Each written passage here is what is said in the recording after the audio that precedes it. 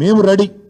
నువ్వు అసెంబ్లీలో పెడతావా చర్చ, లేదా అంబేద్కర్ కాడ పెడతావా, కొండారెడ్డి పల్లెలో పెడతావా, చింతమడకలో పెడతావా, కొడంగల్లో పెడతావా, గజ్వేల్లో పెడతావా, ప్లేస్ నీ ఇష్టం, ఎక్కడంటే అక్కడికి వస్తాం.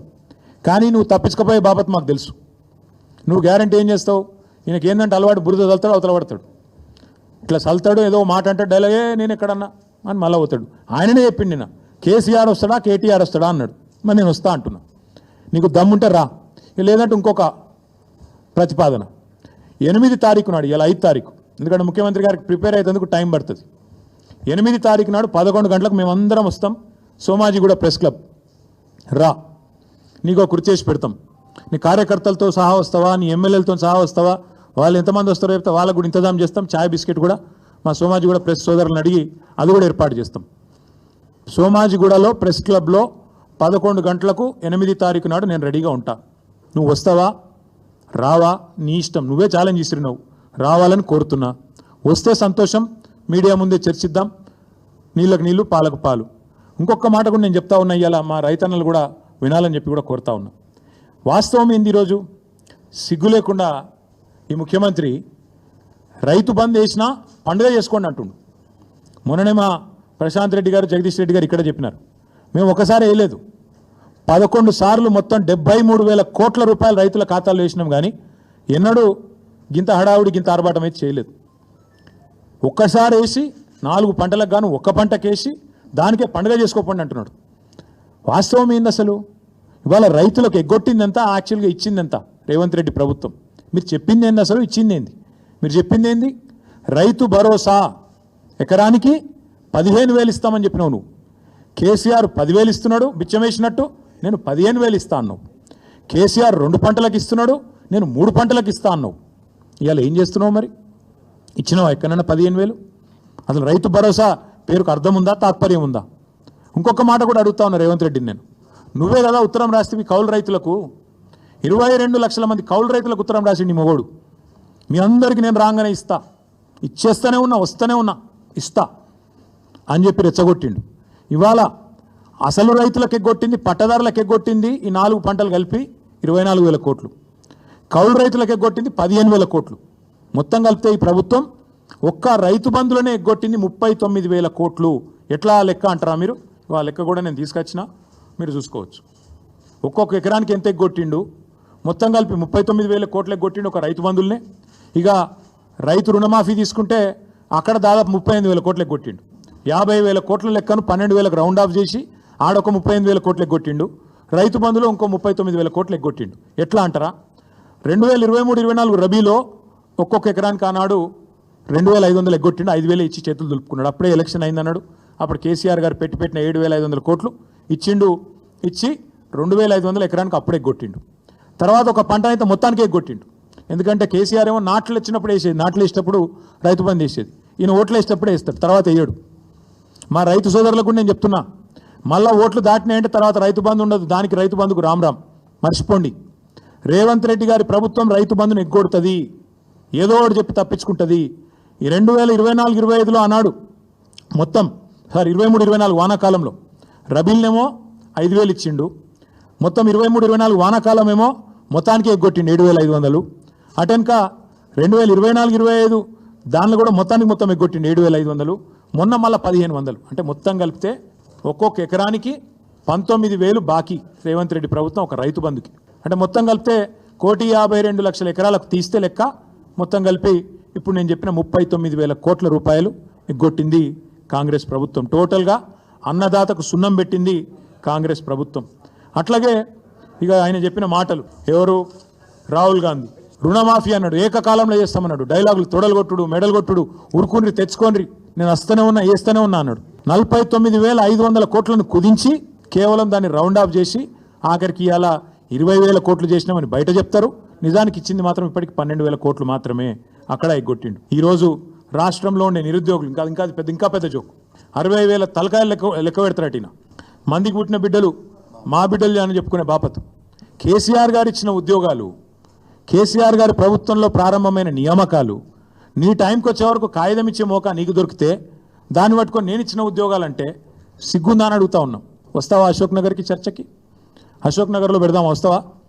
నిరుద్యోగుల మధ్యన చర్చ వచ్చింది కదా నువ్వు మీ రాహుల్ గాంధీ ఛాయ్ తాగి పోజులు కొట్టి తెలుగులో ట్వీట్ పెట్టి మొదటి సంవత్సరంలో 2 లక్షల ఉద్యోగాలు ఇస్తాం అని నరికి 2 ఉద్యోగాలు మాత్రం సంపాదించుకొని నువ్వోటి ఆయనోటి తప్పించుకొని తిరుగుతున్నారు కదా. వస్తావా అశోక్ నగర్కి చర్చకి? దమ్ముందా, సిగ్గుందా? మందికి పుట్టిన బిడ్డలు మా బిడ్డలని చెప్పుకోనికే.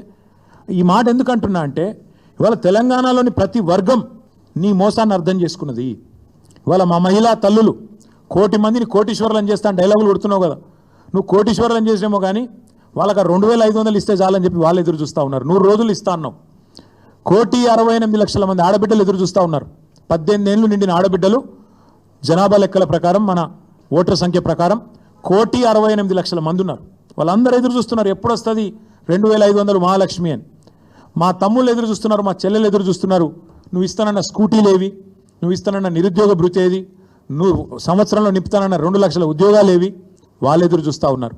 రైతులు ఎదురు చూస్తున్నారు ఎప్పుడు ఇస్తాడు, ఎప్పుడు చేస్తాడు సంపూర్ణ రుణమాఫీ, ఎప్పుడు ఇస్తాడు 15,000 రైతు బంధు అని. అట్లాగే మా పెద్ద మనుషులు ఎదురు చూస్తున్నారు 4,000 పెన్షన్ ఏమాయని. ఇట్లా ప్రతి వర్గాన్ని మోసం చేసి ఇంకా బుకాయించుకుంటూనే బతుకుతా అంటే నడవదు రేవంత్ రెడ్డి గారు. అందరికీ అన్ని విషయాలు తెలిసిపోయినాయి. అందుకే నీ సవాల్ నేను స్వీకరిస్తున్నా. నీకు దమ్ముంటే నీ మాట మీద నిలబడే మనిషివే అయితే ప్లేస్ నువ్వు డిసైడ్ చేయి, డేట్ నువ్వు డిసైడ్ చేయి. ఈ 3 రోజుల్లో తప్పించుకునే ప్రయత్నం చేస్తావు కాబట్టి, నువ్వు మాట మీద నిలబడే మనిషివి కాదు కాబట్టే నేను ఒకటి ప్రతిపాదిస్తున్నా. నువ్వు ఈ 3 రోజుల్లో నువ్వు చెప్తేనేమో నువ్వు 7కి రమ్మంటే ఆడికి వస్తా. దబ్బన కాదంటే 8వ తారీఖు నాడు ప్రెస్ క్లబ్లో 11 o'clock మేమందరం వస్తాం, మా బృందం వస్తాం. మేము మీలాగా మందం తీసుకొని రాము. మేము ఓన్లీ మా లెజిస్లేటర్లు, మా సీనియర్ నాయకులు 10-15 మంది వస్తాం. బ్రహ్మాండంగా అంత సావధానంగా మీరు ఏది కావాలంటే సాకల్యంగా చర్చిద్దాం. మేమేం చేసినాం, మీరేం చేస్తుండ్రు, ఎవరెవరిని మోసం చేస్తాండ్రు, నువ్వు వస్తావా ఇంకెవరిని పంపుతావా నీ ఇష్టం. నువ్వే రావాలని నేను డిమాండ్ చేస్తున్నాను. ఎందుకంటే దూత్ కా దూత్ పానీ కా పానీ కావాలంటే మాత్రం నువ్వే సవాల్ చేసినావు, రా అని. నీ సవాల్ స్వీకరిస్తున్నాం, రా అని చెప్పి విజ్ఞప్తి చేస్తున్నాం. మీకు కూడా ధన్యవాదాలు. తప్పకుండా మీరు కూడా రావాలని నేను కోరుతా ఉన్నా. కేటీఆర్ గారు ఉత్తర కుమారుని మాటలు బంద్ చేయండి. మనకు ఛాలెంజ్లు వచ్చిరావు.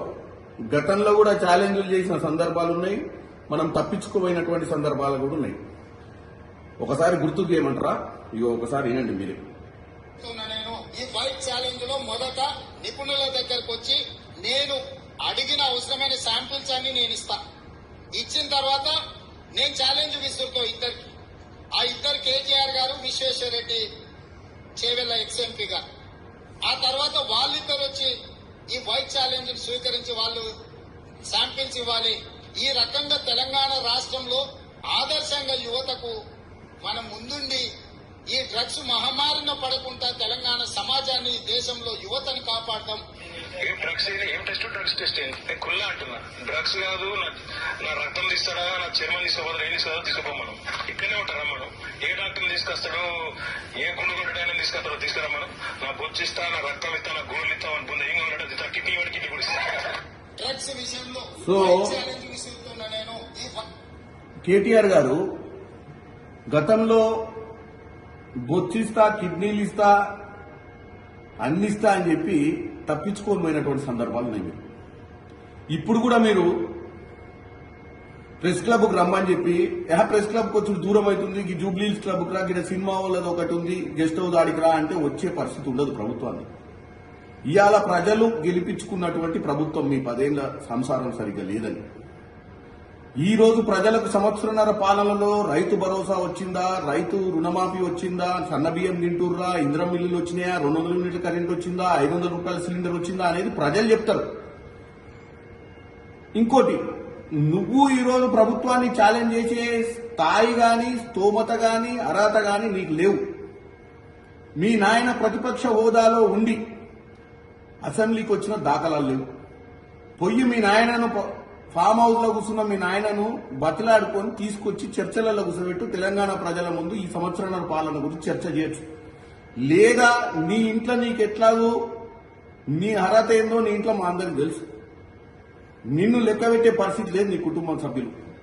నువ్వన్న పోయి మీ నాయనను బట్లాడుకొని ఆ అపోజిషన్ లీడర్ స్టేటస్, ప్రతిపక్ష నాయకుని హోదాను నువ్వు తెచ్చుకొని అప్పుడు ఛాలెంజ్ చేయి. ఛాలెంజ్ చేసి జూబ్లీహిల్స్ క్లబ్బులు, ఈ క్లబ్బులు, ఆ క్లబ్బుల చుట్టూ పిలువకు. ఛాలెంజ్ చేసినాక నువ్వు ఆ ప్రతిపక్ష నాయకుడి హోదాలో, రేవంత్ రెడ్డి గారు ముఖ్యమంత్రి హోదాలో, మిగతా మంత్రులు ఏ శాఖ వారు ఆ శాఖ వారు నీకు ఈ తెలంగాణ ప్రజలకు అర్థమయ్యే విధంగా ఈ పాలన గురించి చెప్తారు. అంతే తప్ప ఈ పిచ్చి పిచ్చి మాటలు మాట్లాడుకుంటా తొడలు కొట్టుకుంటా రోడ్డు మీద తిరిగితే పిచ్చోడు అనుకుంటారు.